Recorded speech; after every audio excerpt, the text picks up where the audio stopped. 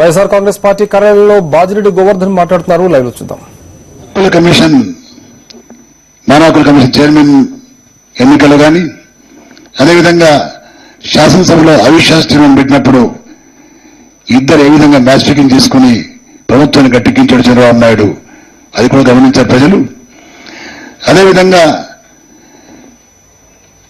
ముఖ్యమంత్రి గారి తర్వాత చంద్రబాబు నాయుడు యొక్క సన్నిహిత సంబంధాలు ఏ విధంగా ఉన్నాయనే విషయాన్ని బొత్స సత్యనారాయణ గారు, వాళ్ళ పిసిసి ప్రెసిడెంట్ గారు, తర్వాత వాళ్ళ మంత్రి డిఎల్ రవీంద్రారెడ్డి గారు వారు ఓపెన్ గా క్లియర్ గా చెప్పడం జరిగింది. వీళ్ళిద్దరు కూడా కలిసి దోస్తీ ఉందనే విషయాన్ని ప్రజలు అది కూడా చూడడం జరిగింది. అదేవిధంగా ఈరోజు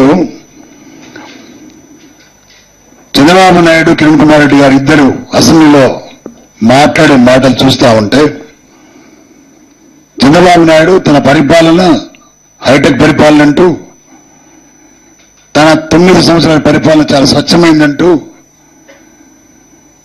అదేవిధంగా తన కుమారుణ్ణి కూడా తాను స్వయంగా చదువుకునే స్తోమత నాకుంది కాబట్టి నేను చదివించాను స్టాన్ఫోర్డ్ యూనివర్సిటీలో అమెరికాలో అటువంటి మాటలు చూస్తా ఉంటే,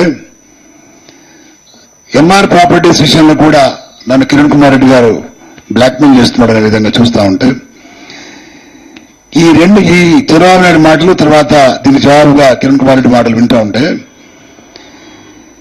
కిరణ్ కుమార్ రెడ్డి అనే మాటలు ఏంటంటే ఎంఆర్ ప్రాపర్టీస్ గురించి మాట్లాడితే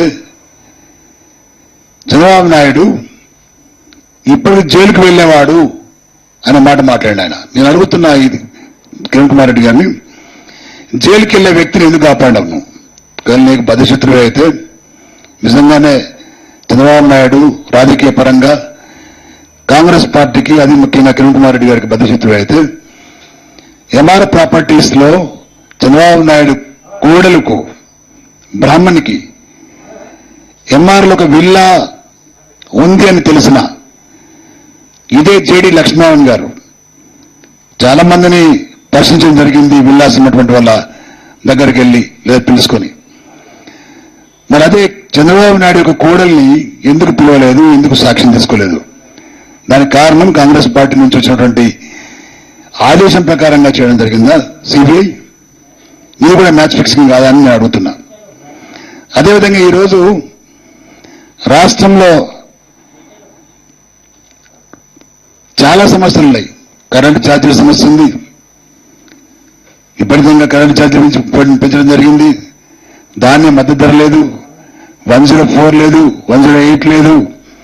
అదేవిధంగా ఈరోజు చాలా మట్టుకు సంక్షేమ పథకాలు రాష్ట్రంలో నీరు గారిపోయినా ఈరోజు చంద్రబాబు నాయుడు అనే ప్రధాన ప్రతిపక్ష నాయకుడు వాటి గురించి కిమ్మనకుండా తానొక నీతివంతుడంటూ, అదేవిధంగా కాంగ్రెస్ పార్టీకి చెందినటువంటి ఎంపీ రాయపాటి సాంబశివరావు గారు కాంగ్రెస్ పార్టీకి చెందినటువంటి మంత్రి కన్నా లక్ష్మీనారాయణ గారిని మధుకోడతో పోల్చడం జరిగిందని కూడా ఒక ఉదాహరణ చెప్పడం జరిగింది చంద్రబాబు నాయుడు. నేను అడుగుతున్న కన్నా లక్ష్మీనారాయణ గారు జవాబు చెప్పడం జరిగింది ఏంటంటే, రాయపాటి సాంబశివరావు చంద్రబాబు నాయుడు ఏజెంట్ అని. నేను అడుగుతున్న కన్నా లక్ష్మీనారాయణ గారిని, ఒక రాయపాటి సాంబశివరావు కర్మ ఈవెన్ కిరణ్ కుమార్ రెడ్డి కూడా చంద్రబాబు నాయుడు ఏజెంట్ ఈ రాష్ట్రంలో. ఇది ప్రతి ఒక్కరికి తెలిసిన విషయం. ఈరోజు ఇది ఒకటే కాదు, ఇవాళ చాలా నీతిమంతుల్లాగా జవాబు చెబుతున్నాడు కుమారుడు గురించి.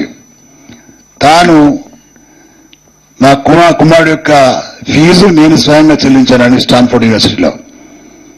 గతంలో దివంగత నేత రాజశేఖర రెడ్డి గారు ముఖ్యమంత్రిగా ఉన్నప్పుడు ఈ విషయాన్ని చంద్రబాబు నాయుడు సూటిగా అసెంబ్లీలో ప్రశ్నిస్తే దానికి జవాబు చెప్పినటువంటి వ్యక్తి వారు చెప్పినప్పుడు, రామలింగరాజు గారు నీ కుమారుడికి 60 కోట్ల రూపాయలు ఫీజు చెల్లించాడు స్టాన్ఫోర్డ్ యూనివర్సిటీలో అని చెప్పినప్పుడు జవాబు చెప్పినటువంటి చంద్రబాబు నాయుడు ఈ రోజు ఇన్ని రోజుల తర్వాత లేదు